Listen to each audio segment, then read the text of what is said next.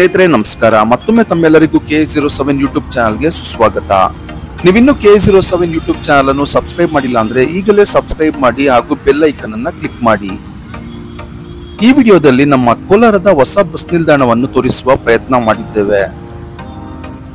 ನಮ್ಮ ಕೋಲಾರದ ಬಸ್ ನಿಲ್ದಾಣದ ಬಳಿಯ ಸಿಗ್ನಲ್ ನಿಂದ ಬಸ್ ನಿಲ್ದಾಣಕ್ಕೆ ಈಗ ಹೋಗ್ತಾ ಇದ್ದೇವೆ. ಪಕ್ಕದಲ್ಲೇ ಆಟೋ ನಿಲ್ದಾಣ ಇದೆ. ಹಾಗೆ ರೈಟ್ ಸೈಡ್ಗೆ ತುಂಬಾ ಹಳೆಯ ಹೋಟೆಲ್ಗಳು, ಹೂ ಹಣ್ಣಿನ ಅಂಗಡಿಗಳಾಗಿರ್ಬೋದು, ಮೆಡಿಕಲ್ ಶಾಪ್ಸ್ ಆಗಿರ್ಬೋದು ತುಂಬಾನೇ ಕಾಣಸಿಗುತ್ತವೆ. ಈ ಬಸ್ ನಿಲ್ದಾಣಕ್ಕೆ ಮೊದಲು ಮುಖ್ಯ ದ್ವಾರ ಸಿಗ್ನಲ್ ಬಳಿನೇ ಇತ್ತು. ಅದನ್ನ ತುಂಬಾ ವರ್ಷಗಳ ಹಿಂದೆನೆ ಕ್ಲೋಸ್ ಮಾಡಿ ಈಗ ನೀವು ನೋಡ್ತಿದ್ದೀರಲ್ಲ, ಈಗ ನೋಡಿ ಇದನ್ನೇ ಮುಖ್ಯ ದ್ವಾರವನ್ನಾಗಿ ಮಾಡಿದ್ದಾರೆ.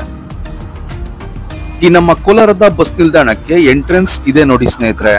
ಕನ್ನಡ ರಾಜ್ಯೋತ್ಸವಕ್ಕೆ ನಮ್ಮ ಕೋಲಾರ ಬಸ್ ನಿಲ್ದಾಣದಲ್ಲಿ ಅದ್ಭುತವಾಗಿ ನಮ್ಮ ರಾಜ್ಯದ ಭೂಪಟವನ್ನು ಹೂಗಳಿಂದ ಅಲಂಕರಿಸಲಾಗುತ್ತದೆ.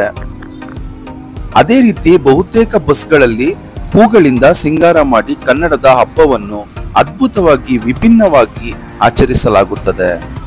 KSRTC ಡಿಪೋ ಕೋಲಾರ ಇವರು ಸಹ ವಿಭಿನ್ನವಾಗಿ ಕನ್ನಡದ ಹಬ್ಬವನ್ನು ಆಚರಿಸುತ್ತಾರೆ. ನಮ್ಮ ಕೋಲಾರದ ಬಸ್ ನಿಲ್ದಾಣ ಕೋಲಾರ, ಚಿಕ್ಕಬಳ್ಳಾಪುರ ಜಿಲ್ಲೆಗಳಲ್ಲೇ ಅತಿ ದೊಡ್ಡ ಬಸ್ ನಿಲ್ದಾಣವಾಗಿದ್ದು ಕರ್ನಾಟಕದ ಟಾಪ್ 10 ದೊಡ್ಡ ಬಸ್ ನಿಲ್ದಾಣಗಳಲ್ಲಿ ಒಂದಾಗಿದೆ. ಅಂದರೆ 9ನೇ ಸ್ಥಾನವನ್ನು ಪಡೆದಿದೆ. ನಾವು ಇಲ್ಲಿಗೆ ಭೇಟಿ ನೀಡಿದ್ದಾಗ ನನ್ಗನ್ಸಿದ್ದು ಭಾನುವಾರವಾಗಿದ್ರಿಂದಲೋ ಏನೋ ಗೊತ್ತಿಲ್ಲ, ಪ್ರಯಾಣಿಕರು ಜಾಸ್ತಿ ಇದ್ರು, ಬಸ್ಗಳ ಸಂಖ್ಯೆ ಕಡಿಮೆ ಇತ್ತು.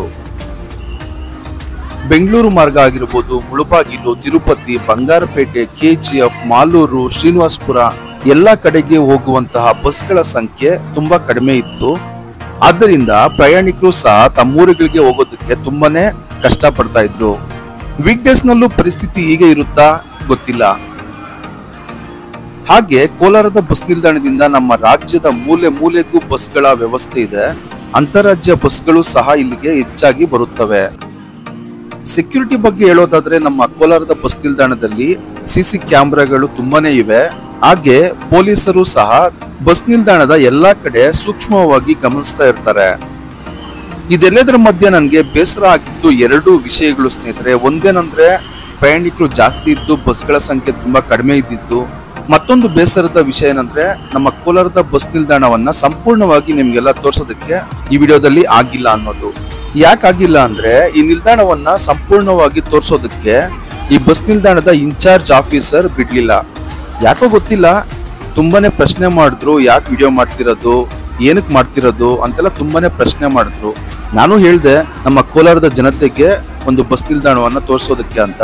ಆದ್ರೆ ಅವ್ರು ಯಾಕೋ ಗೊತ್ತಿಲ್ಲ, ವಿಡಿಯೋ ಮಾಡೋದಕ್ಕೆ ಕೊನೆಗೂ ಅವಕಾಶ ಕೊಡ್ಲಿಲ್ಲ. ಆದ್ರಿಂದ ನನ್ನ ಕೈಲಾದಷ್ಟು ವಿಡಿಯೋ ಮಾಡಿ ತಮಗೆ ತೋರಿಸುವಂತಹ ಪ್ರಯತ್ನ ಮಾಡಿದ್ದೇನೆ. ನನಗೆ ಅಧಿಕಾರಿಯ ಮೇಲೆ ಬೇಸರ ಇಲ್ಲ, ಆದ್ರೆ ಈ ರೀತಿ ವಿಡಿಯೋ ಮಾಡಬಾರ್ದು ಅನ್ನೋ ರೂಲ್ಸ್ ಇದೆ ಅಂತ ನನಗೆ ಗೊತ್ತಿರ್ಲಿಲ್ಲ. ಆ ರೀತಿಯ ರೂಲ್ ಇದೆಯಾ ಗೊತ್ತಿಲ್ಲ.